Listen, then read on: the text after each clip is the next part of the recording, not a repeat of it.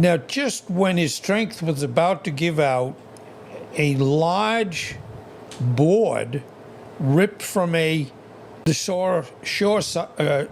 shore floated directly into his path. With a burst of renewed energy, Pippin clambered onto it, riding it like a tiny, furry captain. The kitten, weak and terrified, didn't move.